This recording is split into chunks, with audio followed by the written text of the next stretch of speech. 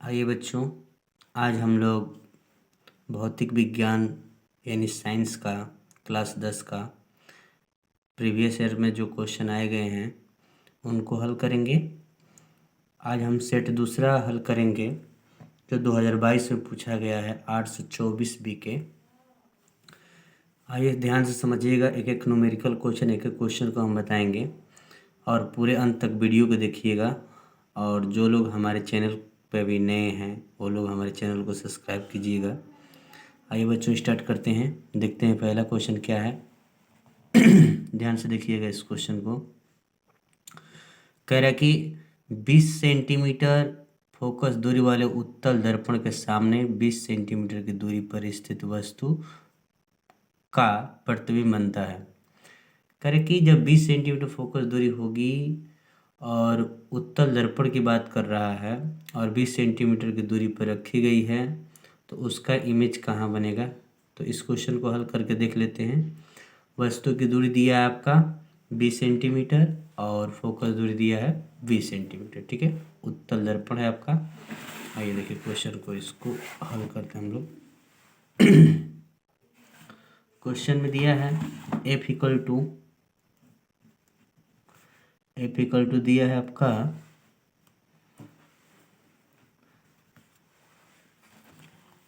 20 centimetre,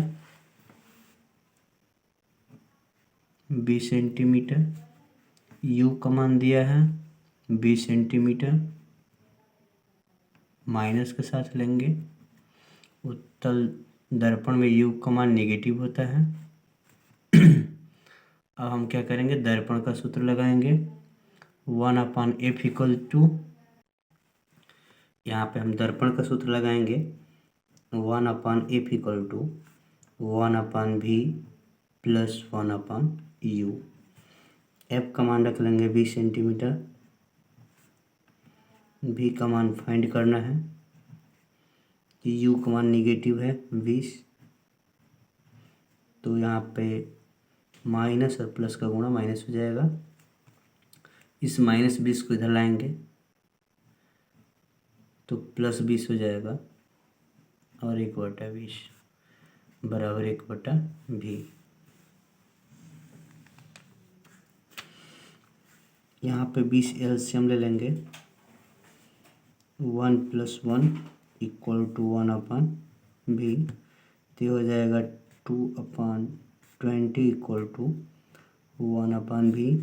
cancel out करेंगे, 1/ये आपका 10 हो जाएगा। यहाँ से V बराबर आपका मिल जाएगा 10 सेंटीमीटर, यानी कि 10 सेंटीमीटर की दूरी पर इसका इमेज बनेगा। इस क्वेश्चन का जो सही आंसर होगा हम लोग 10 सेंटीमीटर लगा लेंगे। ठीक है, इस क्वेश्चन का जो सही आंसर था ये आपका 10 सेंटीमीटर। दूसरा क्वेश्चन क्या कह रहा है, देखिए करेखा में कि प्रिज्म से श्वेत प्रकाश की किरण के गुजरने पर सबसे अधिक विचलन होता है। यानी प्रश्न में पूछ रहा है कि सबसे अधिक विचलन किस रंग का होता है। तो सबसे अधिक विचलन आपका बैगनी रंग का होता है। ठीक है, सबसे कम विचलन आपका लाल रंग का होता है। आगे देखिए क्वेश्चन कह कि विद्युत जनित्र में रूपांतरित होता है। जनित्र का काम होता है, इस ऑप्शन में देखिए कह रहा है कि विद्युत ऊर्जा का यांत्रिक ऊर्जा में, दूसरा कह रहा है यांत्रिक ऊर्जा का विद्युत ऊर्जा में, यांत्रिक ऊर्जा का रासायनिक ऊर्जा में और रासायनिक ऊर्जा का विद्युत ऊर्जा में। तो इसमें सही आंसर क्या हो जाएगा, यानी कि विद्युत जनित्र जो होता है विद्युत ऊर्जा को यांत्रिक ऊर्जा के रूप में परिवर्तित करता है, यानी कि इसका सही आंसर हो जाएगा आपका मोटर रूपांतरित करता है। ठीक है, विद्युत ऊर्जा को यांत्रिक ऊर्जा में मोटर रूपांतरित करता है और यांत्रिक ऊर्जा को विद्युत ऊर्जा में आपका विद्युत जनित्र रूपांतरित करता है, यानी कि इसका सही आंसर हो जाएगा दूसरा, यानी यांत्रिक ऊर्जा को विद्युत ऊर्जा में बदलता है। ठीक है, अगला क्वेश्चन 220 वोल्ट और 100 वाट के एक विद्युत बल्ब की तंतु का प्रतिरोध होगा। यानी प्रतिरोध पूछ रहा है, शक्ति दिया है 100 वाट और विभव दिया है 220 वोल्ट। ठीक है, इस क्वेश्चन को हल करते हैं, देखते हैं कितना आता है।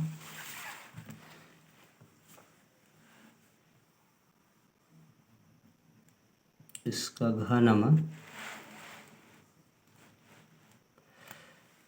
क्या क्या दिया है, P बराबर दिया आपका 100 वाट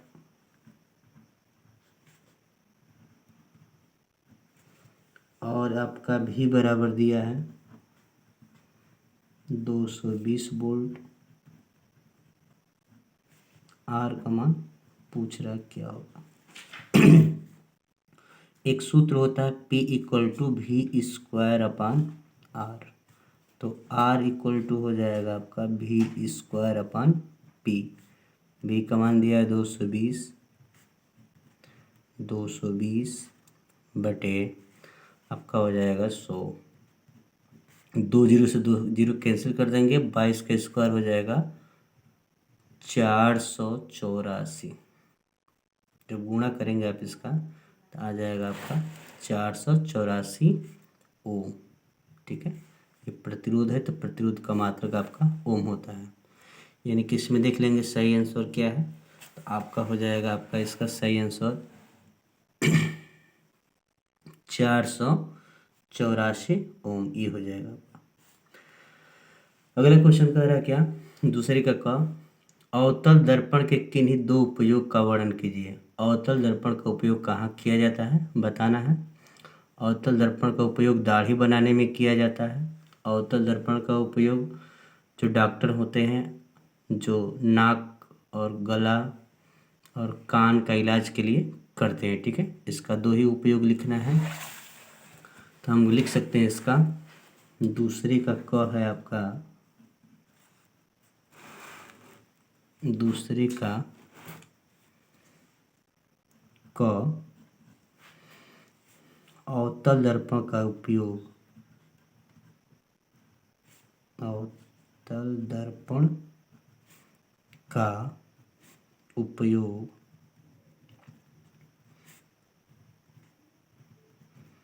दाढ़ी बनाने में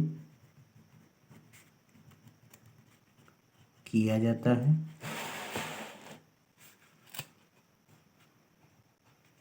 किया जाता है और दूसरा है, ये पहला था, दूसरा है सौर भट्ठी में, सौर भट्ठी में किया जाता है या डॉक्टर इसका प्रयोग करते हैं आँख नाक कान गले के इलाज के लिए। ठीक है, मात्र दो ही इसका पूछा है। अगला क्वेश्चन लेते हैं हम लोग। अगला क्वेश्चन में कहा है दीर्घ दृष्टि दोष क्या है, इसका निवारण कैसे करते हैं। ठीक है, दीर्घ दृष्टि दोष जब किसी व्यक्ति को दूर की वस्तुएं स्पष्ट दिखाई दे और नज़दीक की वस्तुएं स्पष्ट न दिखाई दें तो हम उसको कहते हैं, उस प्रकार के दोष को कहेंगे दीर्घ दृष्टि दोष। दीर्घ दृष्टि दोष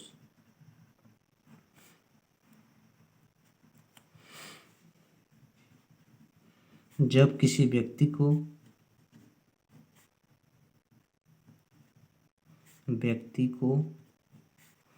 दूर की वस्तुएं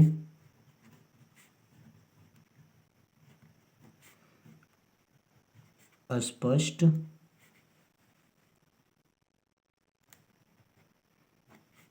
दिखाई दे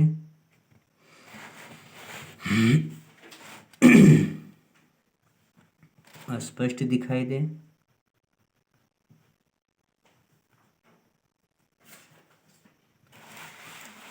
तथा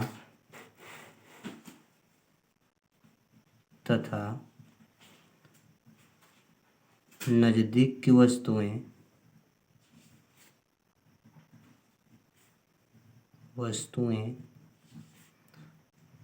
स्पष्ट दिखाई न दे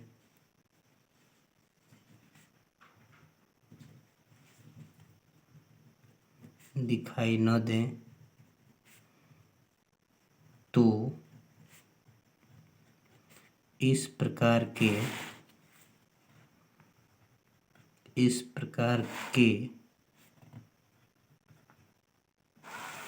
दोष को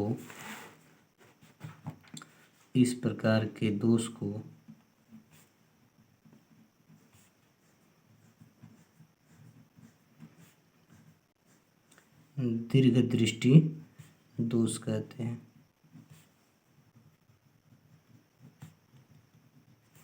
इसका निवारण पूछा है आपसे।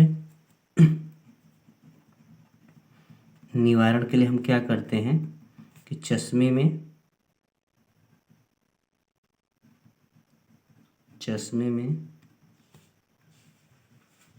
उपयुक्त क्षमता का उत्तल लेंस लगाते हैं। उत्तल लेंस लगाते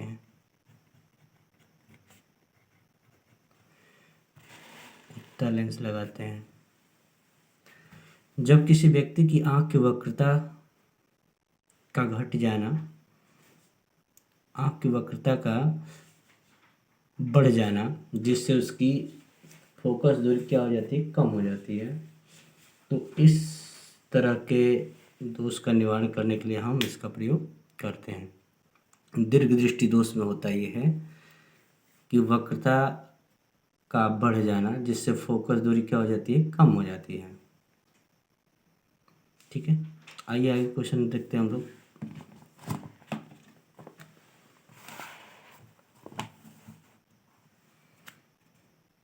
अगला क्वेश्चन का है कि उत्तल लेंस द्वारा आवर्धित प्रतिबिंब बनाने की क्रिया को किरण आरेख में दर्शाइए। उत्तल लेंस द्वारा आवर्धित प्रतिबिंब बनाने की क्रिया को किरण आरेख में दर्शाइए। बस आपको दर्शाना है। ये आपका उत्तल लेंस है,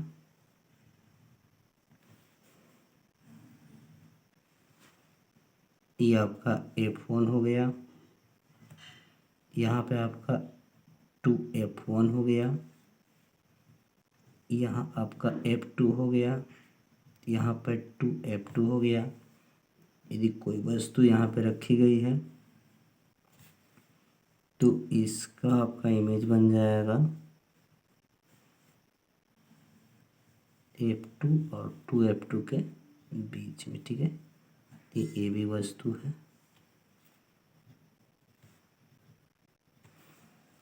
आवर्धन का m का सूत्र होता है प्रतिबिंब की लंबाई बटे वस्तु की लंबाई। ठीक है, इसका आपसे किरण आरेख बनाने के लिए कहा था। ठीक है, आगे का क्वेश्चन लेते हैं हम। तीसरे का कह रहे कि 2 ओम कहा है, 2 ओम 3 ओम तथा 4 ओम के प्रतिरोधों को समांतर क्रम में जोड़ा जाता है। इस संयोजन को 24 वोल्ट की बैटरी से जोड़ा जाता है। बैटरी से संयोजन में प्रवाहित धारा की गणना कीजिए। कह रहा है कि 2 ओम 3 ओम और 4 ओम के प्रतिरोध को समांतर क्रम में जोड़कर उसे 24 वोल्ट की बैटरी से जोड़ दिया जाता है, तो उसमें पूरे संयोजन में कितनी एम्पियर की धारा बह रही है। ठीक है, आइए इस क्वेश्चन को करते हैं। तीसरे का क है,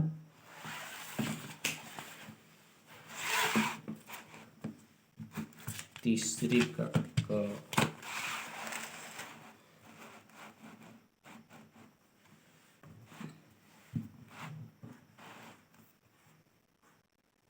यहाँ पे है तीसरे का आपका क। ठीक है,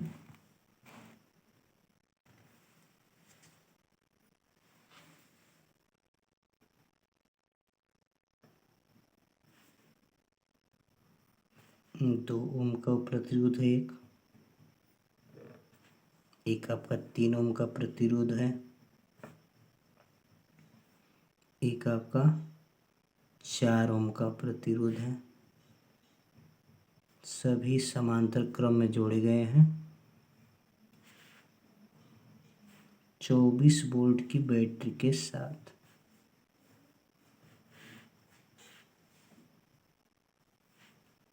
तो कह रहा है कि संयोजन में कुल कितनी एम्पीयर की धारा बह रही है।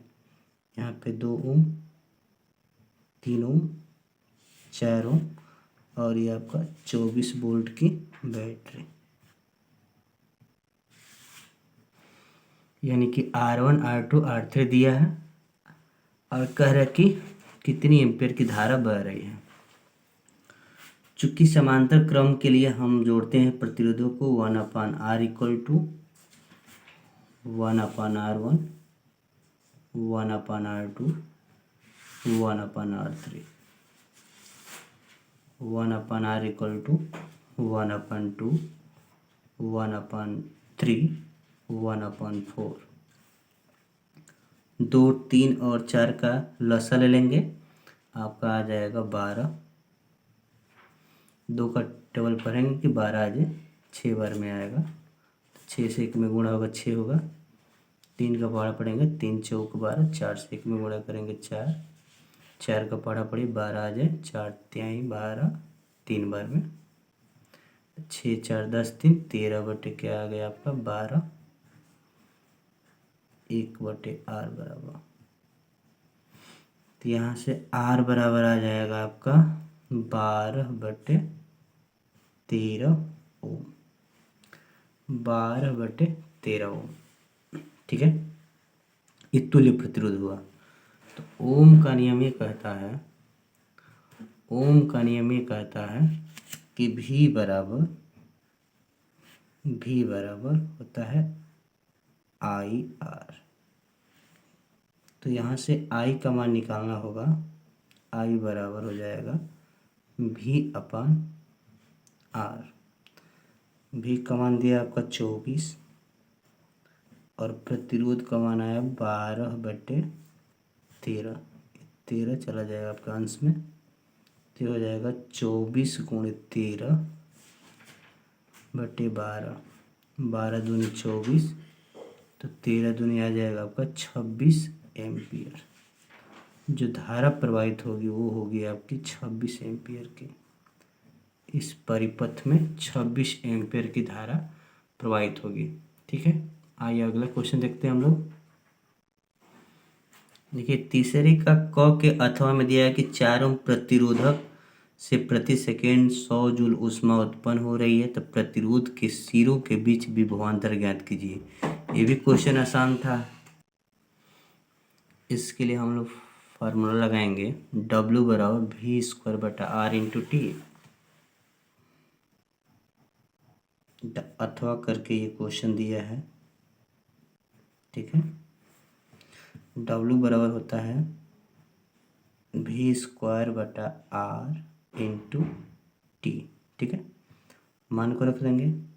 कितनी वोल्ट की इसमें दिया था क्वेश्चन में, V तो निकालना है। ठीक है, W यानी 100 जूल ऊष्मा है, V² भी निकालना है। प्रतिरोध दिया है आपका 4 ओम और टाइम है प्रति सेकेंड, यानी कि टाइम 1 है।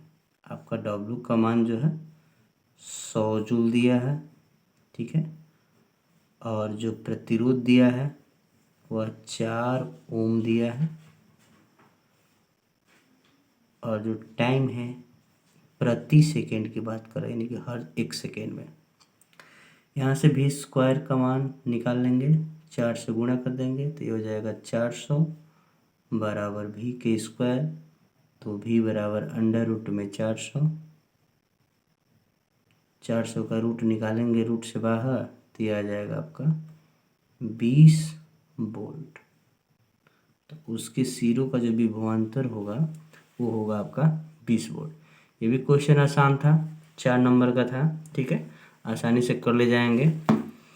जितने अच्छे से समझेंगे उतने अच्छे से क्वेश्चन को करेंगे आप लोग, इसलिए ध्यान से समझिए। अगला क्वेश्चन लिया जाए। अगला क्वेश्चन दिया है, करे कि प्रकाश के परावर्तन के नियम लिखिए। एक अवतल दर्पण से 10 सेंटीमीटर की दूरी पर वस्तु स्थित है, यदि दर्पण से आभासी प्रतिबिंब 20 सेंटीमीटर की दूरी पर बनता हो, तब दर्पण की वक्रता त्रिज्या ज्ञात कीजिए। हम क्या करेंगे, फोकस दूरी निकाल लेंगे, वक्रता त्रिज्या निकल जाएगी और दर्पण का फॉर्मूला लगा देंगे 1/f = 1/b + 1/u। ठीक है, और प्रकाश के परावर्तन का नियम लिखना है। परावर्तन का जो नियम है उसको लिखना है। परावर्तन किसे कहते हैं ये नहीं पूछा है, केवल परावर्तन के नियम पूछा है। ठीक है, तो परावर्तन के दो नियम होते हैं। परावर्तन के दो नियम होते हैं।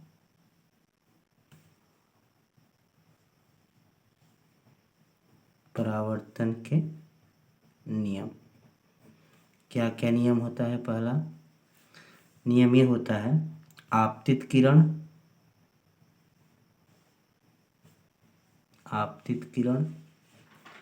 परावर्तित किरण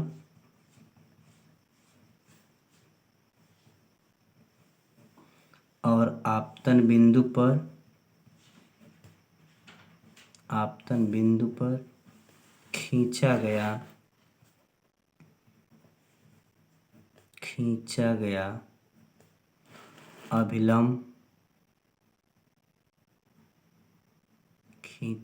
अभिलंब तीनों एक ही तल में होते हैं।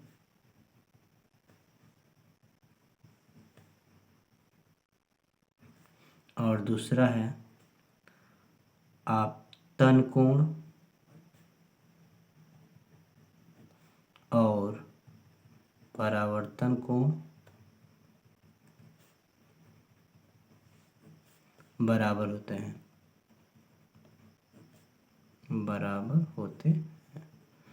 न्यूमेरिकल क्वेश्चन क्या कहा है?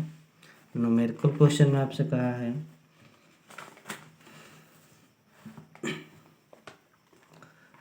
कि 10 सेंटीमीटर की दूरी पर वस्तु स्थित है। ठीक है, अवतल दर्पण की बात कहा है, तो हम क्या करेंगे, अवतल दर्पण बना लेंगे। ठीक है, हम अवतल दर्पण इधर बना लेते हैं। ठीक है, अवतल दर्पण में 10 सेंटीमीटर की दूरी पर वस्तु है, यानी u बराबर दिया है -10 सेंटीमीटर। और कहा है कि जो आभासी प्रतिबिंब बन रहा है वो 20 सेंटीमीटर की दूरी पर बन रही है, यानी कि v बन रहा है कितनी दूरी पर? आभासी प्रतिबिंब बन रहा है, इसका मतलब कि दूसरी साइड में बन रहा है। ठीक है, ये दर्पण के जब पीछे बनता है तभी आभासी प्रतिबिंब बनता है और सीधा बनता है। ठीक है, अब इस क्वेश्चन में कहा है कि इसकी वक्रता त्रिज्या फाइंड कीजिए। हम क्या करेंगे, पहले f निकालेंगे, फिर r का मान निकल जाएगा। दर्पण का सूत्र है आपका, दर्पण सूत्र लगाएंगे 1/f = 1/v + 1/u। यहाँ पे मान को रख देंगे, v का मान आपका 20 हो गया और यहाँ पे माइनस रख देंगे 1/10, क्योंकि u का मान निगेटिव है, v का मान पॉजिटिव है। ठीक है, 20 का और 10 का एलसीएम ले लेंगे आप 20, 20 × 20, 10 दूनी 20। ठीक है, तो यह आएगा आपका -1/20 1/f = तो ये हो जाएगा आपका f का जो मान आएगा वो होगा -20 सेंटीमीटर। ठीक है, क्रॉस मल्टीप्लाई कर देंगे, -20 सेंटीमीटर। वक्रता त्रिज्या पूछा है, तो वक्रता त्रिज्या r बराबर हो जाएगा 2f, तो हो जाएगा 2 × f का मान आया -20, तो ये हो जाएगा 20 दूनी 40, यानी कि -40 सेंटीमीटर, यानी r का मान आएगा 40 सेंटीमीटर। ठीक है, जो वक्रता त्रिज्या होगी वो आएगी आपकी 40 सेंटीमीटर। इस तरह से क्वेश्चन सॉल्व हो गया। ये भी प्रश्न आपका 4 नंबर का है। देखिए, अथवा में क्वेश्चन और करना है, ख के अथवा में कह रहे कि एक प्रिज्म से प्रकाश के अपवर्तन की क्रिया चित्र द्वारा समझाइए। आपतन कोण तथा विचलन कोण चित्र में दिखाइए। आपतन कोण और विचलन कोण को चित्र में दिखाना है, प्रिज्म में प्रकाश का अपवर्तन का भी चित्र बनाना है। ठीक है, आइए इस क्वेश्चन को देख लेते हैं हम लोग। ठीक है, एक हम क्या करेंगे, एक प्रिज्म बना लेंगे। ठीक है,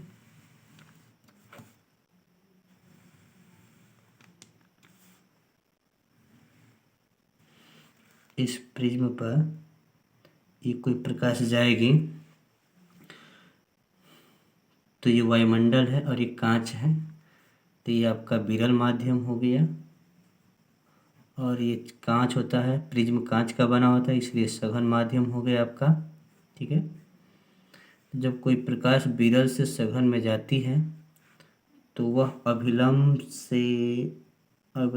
की तरह झुक जाती है। ठीक है, इसका अभिलंब हो गया, ये अभिलंब की ओर क्या हो जाएगी, झुक जाएगी। फिर ये सघन से विरल में जाएगी, फिर यहाँ पर भी एक अभिलंब हम बना लेंगे। ठीक है, तो इस अभिलंब से इस बार सघन से विरल में जाएगी तो अभिलंब से दूर हट जाएगी, यानी कि इधर आ जाएगी। ठीक है, ये प्रकाश इधर जा रही थी, इस तरह से प्रकाश जा रही थी। ठीक है, यहाँ पे अभिलंब से जो कोण बनाएगी इसको हम आपतन कहेंगे, आपतन कोण कहेंगे। इसको हम कहेंगे एन डैश। ठीक है, इसको हम एम बोल सकते हैं, इसका नाम ई दे सकते हैं, इसका नाम ई दे सकते हैं या बी दे सकते हैं। ठीक है, इसका सी दे सकते हैं ना, इस पॉइंट का नाम डी दे सकते हैं, इसको हम ई दे सकते हैं। ठीक है, तो प्रकाश का आपतन कोण ये आई हो गया, इसको थोड़ा सा पीछे लेकर जाएंगे।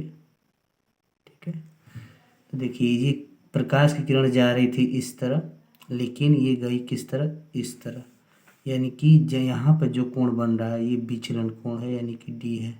ठीक है, ये जो विचलन कोण है, देखिए इसको बैक करेंगे आप, यानी कि जा रही थी इस तरह परंतु वो गई इस तरह, तो यहाँ पे विचलन हुआ है, ये विचलन कोण है, ये आपतन कोण है, ये आपका प्रिज्म कोण हो जाएगा यहाँ पे। ठीक है, आपसे केवल चित्र बनाने के लिए कहा था और उस चित्र में आपतन कोण और विचलन कोण को दर्शाने के लिए कहा था। ठीक है, इस तरह से हम इसका फिगर बना करके दर्शा देंगे। ठीक है, अगला क्वेश्चन लिया जाए।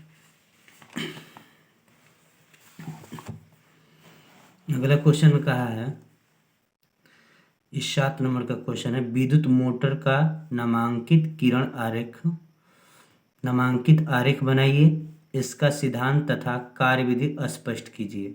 ठीक है, विद्युत मोटर का आपका आरेख बनाना है और इसके सिद्धांत और कार्यविधि को लिखना है। ठीक है, आइए इसको समझ लेते हैं हम। देखिए विद्युत मोटर ऐसा साधन है, विद्युत मोटर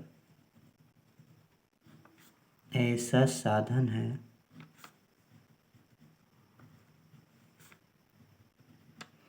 जो विद्युत ऊर्जा को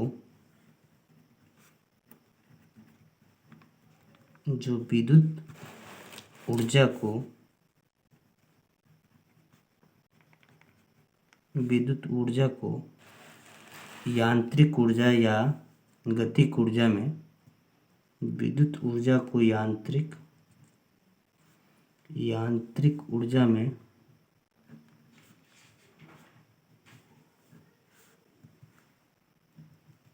रूपांतरित करता है या बदलता है। देखिए विद्युत मोटर का यही कार्य होता है कि वो क्या करता है कि विद्युत ऊर्जा को यांत्रिक ऊर्जा के रूप में बदल देता है। ठीक है, इसका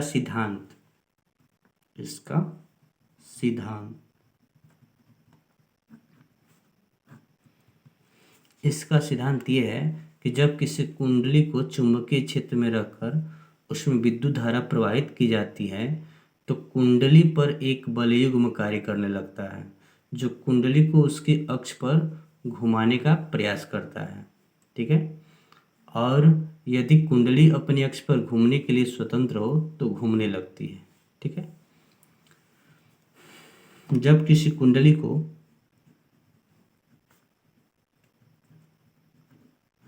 जब किसी कुंडली को जब किसी कुंडली को चुंबकीय क्षेत्र में रखकर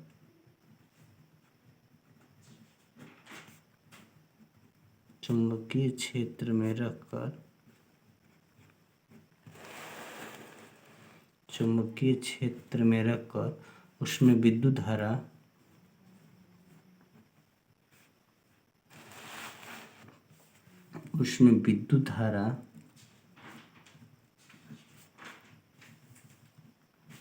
विद्युत धारा प्रवाहित की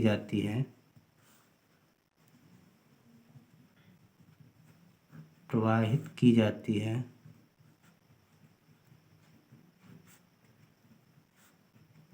तो कुंडली पर एक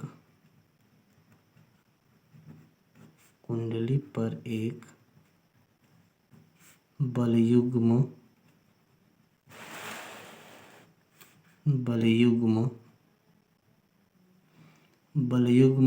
कार्य करने लगता है। बलयुग्म कार्य करने लगता है। ठीक है।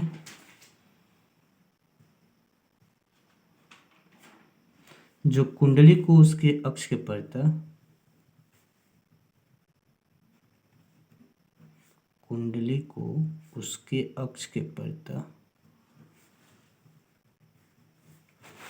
अक्ष के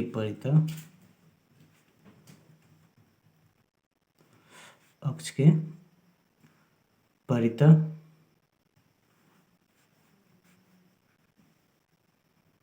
घुमाने का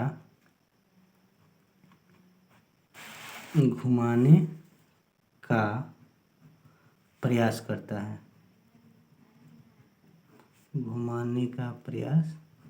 है। यदि कुंडली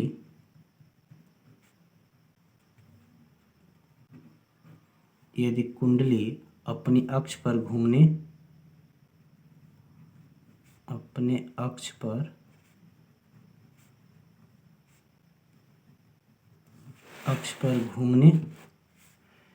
के लिए स्वतंत्र हो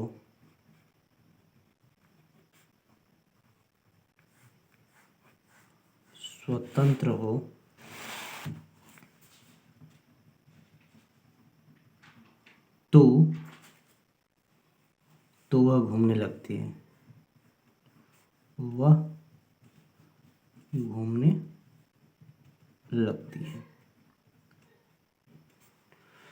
इसकी संरचना में 4 भाग होते हैं। एक क्षेत्र चुंबक होता है, एक आर्मेचर होता है और एक विभक्त वलय होता है, एक ब्रूस होता है। इसको हम फिगर के माध्यम से आप लोगों को समझा दे रहे हैं। ठीक है।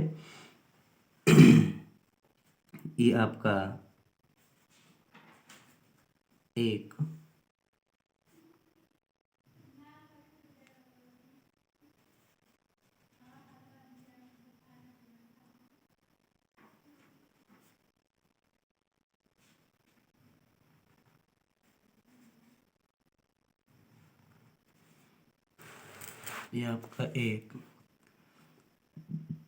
चुंबक होता है।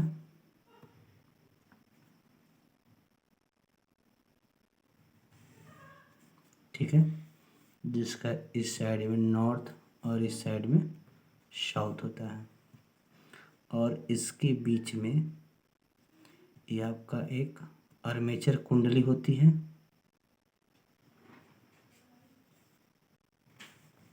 ठीक है।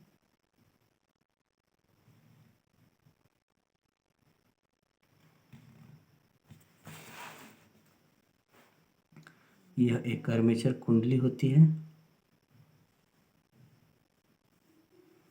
जिस पर एक आपका ये दोनों तरफ विभक्त वलय होता है। ये आपका दोनों विभक्त वलय होता है और इस विभक्त वलय पर एक ब्रूस होता है।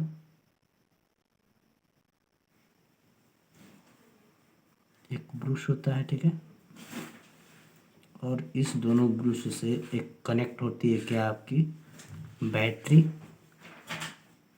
बैटरी कनेक्ट होती है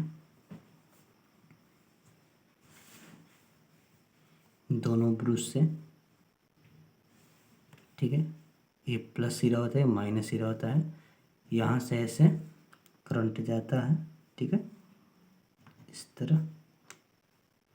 इस तरह आता है, इस तरह, ठीक है।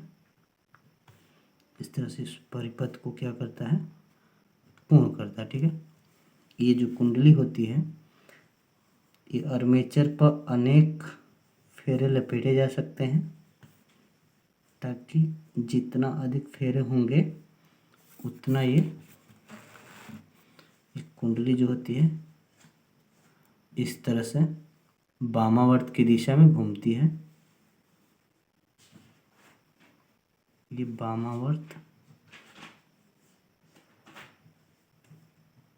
वामावर्त की दिशा में घूमती है। ये आपका दो ठो ये क्षेत्र चुंबक होते हैं, ये एक ये होता है और एक ये होता है। ये आपका दोनों क्षेत्र चुंबक होते हैं। ये आपका आर्मेचर होता है, ये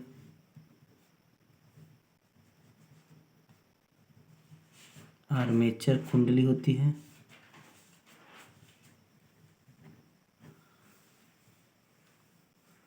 ये दो ठो देख रहे हैं आप लोग, ये आपका विभक्त वलय होता है।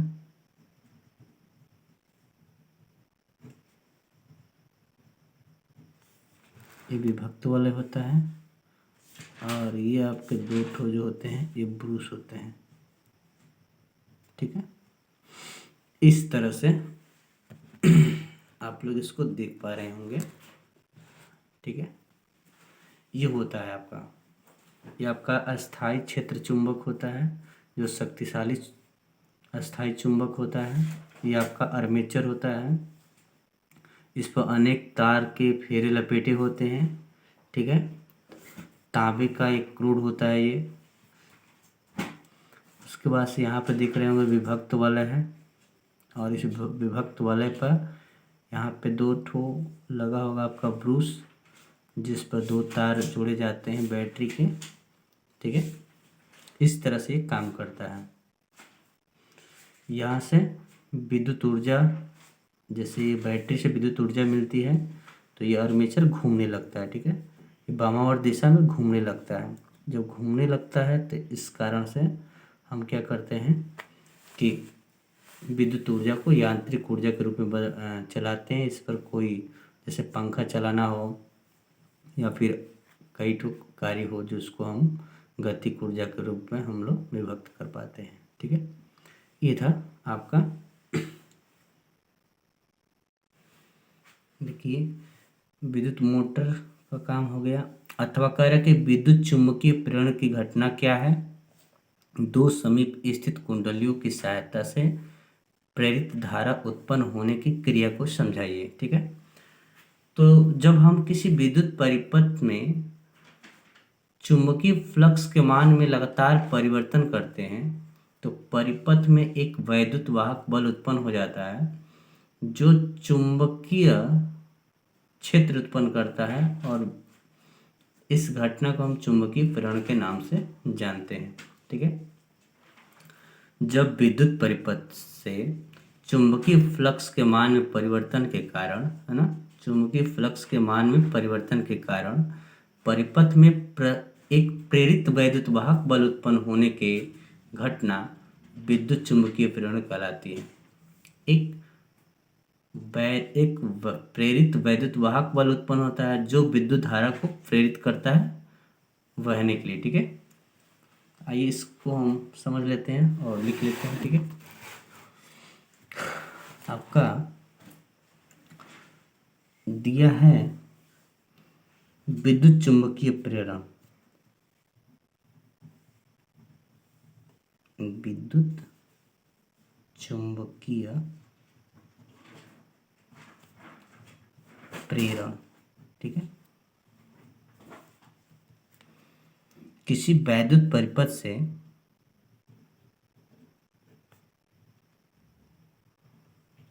किसी वैद्युत परिपथ से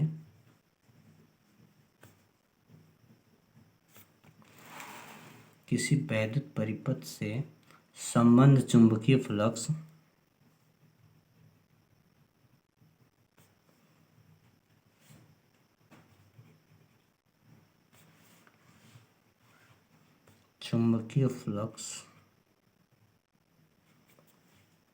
के मान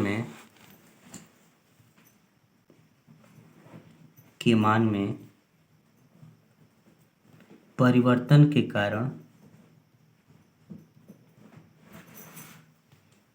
परिपथ में एक प्रेरित वैद्युत वाहक बल उत्पन्न होने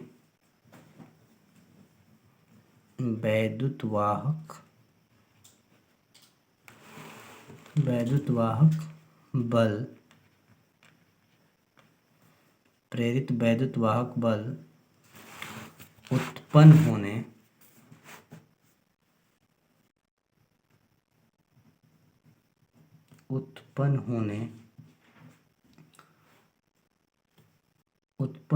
की घटना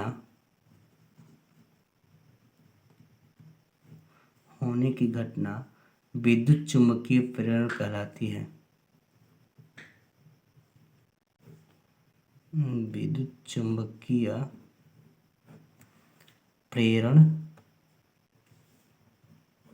कहलाती है।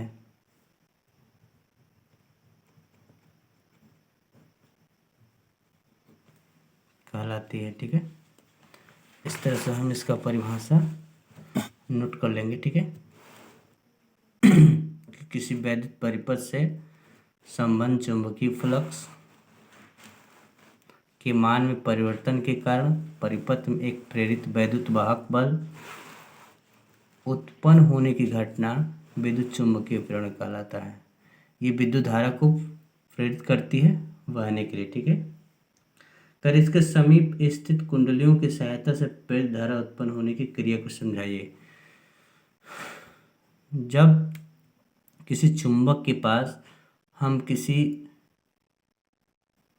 चालक पदार्थ को लेकर जाते हैं तो उसके चुंबकीय फ्लक्स के मान में लगातार वृद्धि होती जाती है, और चुंबकीय फ्लक्स के मान में लगातार वृद्धि जब होगा तो जब लगातार वृद्धि होना चाहिए तभी प्रेरित धारा उत्पन्न होगी, तभी प्रेरित वैद्युत वाहक बल उत्पन्न होगा और वो प्रेरित करेगा विद्युत धारा को बहने के लिए। ठीक है, तो इस सेट में इतना ही क्वेश्चन था। अब अगला सेट हम अगले दिन करेंगे। ठीक है, तब तक के लिए हम आप लोगों से अलविदा लेते हैं। ठीक है, नमस्कार, धन्यवाद।